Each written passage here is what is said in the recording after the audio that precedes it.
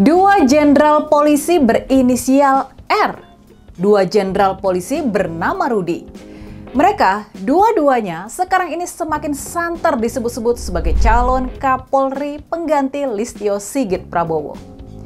Yang terpenting buat kita, kabar baiknya, dua orang calon kuat itu baik Komjen Rudi Herianto maupun Irjen Rudi Darmoko, dua-duanya bukan orangnya Listio Sigit dan Jokowi.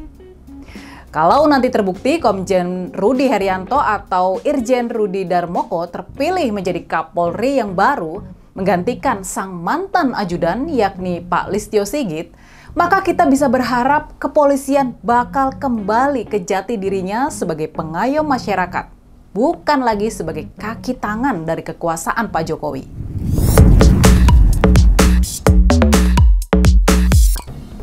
Kita tentunya terus menunggu-nunggu. Kita menunggu-nunggu kapan Presiden Prabowo bakal menarik pelatu keputusan memberhentikan dan mengganti Kapolri Listio Sigit Prabowo, orang dekat dari mantan Presiden Jokowi.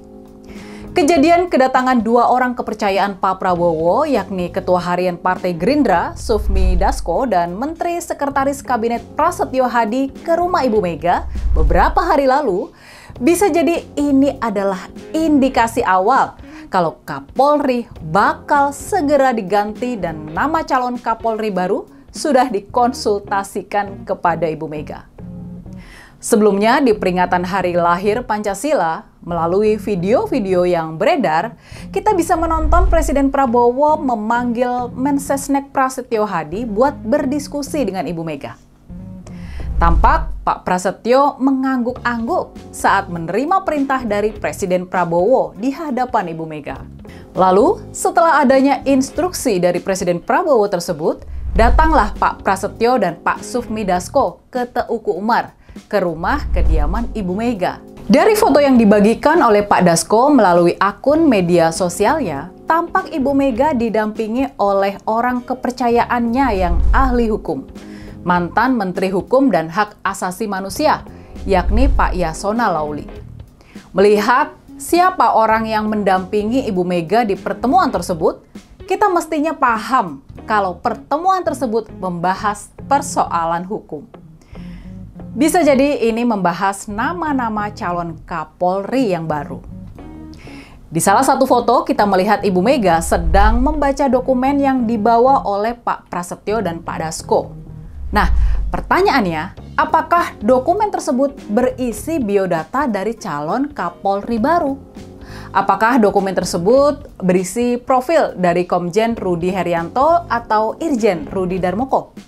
Yang kita tahu sejauh ini, kabarnya baik Komjen Rudi Herianto atau Irjen Rudi Darmoko bukanlah orang-orang dari Kapolri Listio Sigit. Bukan orang-orang di bawah pengaruh kuat Kapolri Listio Sigit. Mereka berdua bukan bagian dari kelompok Jokower di kepolisian. Jadi kalau memang benar salah satu dari Komjen Rudi Herianto atau Irjen Rudi Darmoko terpilih sebagai Kapolri yang baru, ini membawa pesan kuat sedang terjadi pembersihan pengaruh mantan Presiden Jokowi di kepolisian. Di antara kedua jenderal polisi, secara pangkat, Komjen Rudi Herianto lebih memenuhi syarat buat menjadi Kapolri. Sekarang ini dia sudah berpangkat sebagai Komisaris Jenderal, sudah bintang 3. Sementara itu Irjen Rudi Darmoko baru bintang 2. Dia harus naik dulu menjadi Komjen sebelum bisa diangkat menjadi Kapolri. Jadi, sebagaimana yang pernah dikemukakan oleh pengamat politik dan keamanan Slamet Ginting di kanal ini, bisa jadi salah satu skenario yang disiapkan adalah mengganti dulu Kapolri Listio Sigit oleh Pak Rudi Herianto selama beberapa waktu buat melakukan pembersihan, sebelum kemudian tongkat komando diserahkan kepada Pak Rudi Darmoko di saat yang bersangkutan sudah siap secara kepangkatan. Dan menurut bisik-bisik politik, ya, kabarnya Komjen Rudi Herianto adalah perwira polisi yang dekat dengan Pak Budi Gunawan, mantan orang kuat di kepolisian, yang merupakan orang dekat dari Ibu Mega. Pak Budi Gunawan yang sekarang menjabat sebagai Menteri Koordinator Politik di Kabinet Pak Prabowo, dia adalah mantan ajudan dari Ibu Mega. Sempat cukup lama menjabat sebagai Kepala BIN, Kepala Badan Intelijen Nasional, dan pernah juga menjadi calon kuat Kapolri di masa-masa awal pemerintahan Presiden Jokowi. Sebetulnya, Pak Rudi Herianto telah menjelang masa pensiun. Makanya, mantan Kapolda Banten ini sekarang ditugaskan sebagai Sekjen Kementerian Kelautan dan Perikanan yang membuat pangkatnya dinaikkan menjadi Komjen. Ini adalah jabatan menjelang pensiun. Namun begitu, kalau memang dibutuhkan, Pak Rudi Herianto bisa saja ditarik kembali ke kepolisian buat menjadi Kapolri. Bagaimanapun juga, dia memang sudah bintang 3 dan memenuhi syarat buat langsung diangkat menjadi Kapolri. Sementara itu, Pak Rudi Herianto memegang komando Polri, Pak Rudi Darmoko bisa disiapkan buat naik pangkat menjadi Komisaris Jenderal, menjadi bintang 3, sehingga dia kelak memenuhi syarat buat menjadi Kapolri berikutnya.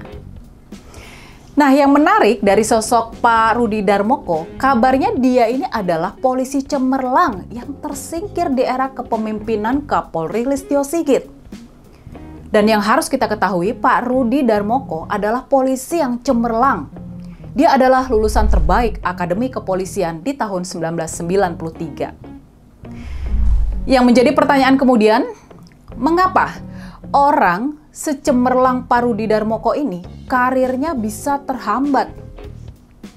Perwira yang punya rekam jejak panjang di bidang sumber daya manusia ini, walaupun sudah mencapai posisi sebagai Wakil Kapolda Sulawesi Utara di tahun 2020, tapi di tahun 2021 dia sempat terlempar menjadi pengajar di Sekolah Pimpinan Lemdiklat Polri. Dari situ, dia kemudian diangkat menjadi kepala dari Kasespim Lemdiklat. Baru di bulan Mei lalu, setelah 4 tahun di Sekolah Pimpinan Lemdiklat Polri, karir Pak Rudi Darmoko kembali ke jalur kepemimpinan teritorial. Di era pemerintahan Pak Prabowo, di bulan Mei tahun 2025 ini, dia diangkat menjadi Kapolda Nusa Tenggara Timur. Nah, setelah memahami semua latar belakang tersebut, pertanyaan kita sekarang, apakah skenario pergantian Kapolri ini bakal bisa benar-benar berjalan buat membersihkan kepolisian dari pengaruh Pak Listio Sigit dan Pak Jokowi? Apakah skenario ini bakal bisa benar-benar berjalan buat mengembalikan kepolisian ke sistem meritokrasi yang benar? Rasa-rasanya Presiden Prabowo nggak bakal semudah itu mengganti Kapolri. Apalagi orang ini kita tahu adalah titipan dari mantan Presiden Jokowi. Bisa jadi bakal terjadi perlawanan keras. Perlawanan keras yang kita nggak tahu bentuknya dalam proses pergantian Kapolri kali ini. Tapi harapan kita tentunya, harapan rakyat pada umumnya, kita ingin dan mendukung Pak Prabowo buat membenahi kepolisian yang dirasa sudah kebablasan. Kita ingin mendukung Presiden Prabowo mengembalikan kepolisian pada marwahnya, yakni sebagai pengayom masyarakat. Polisi harus kembali tunduk pada hukum dan bukan tunduk pada kekuasaan. Nah, sampai di sini, gimana kalau menurut kalian? Tulis analisa kritis kalian di kolom komentar.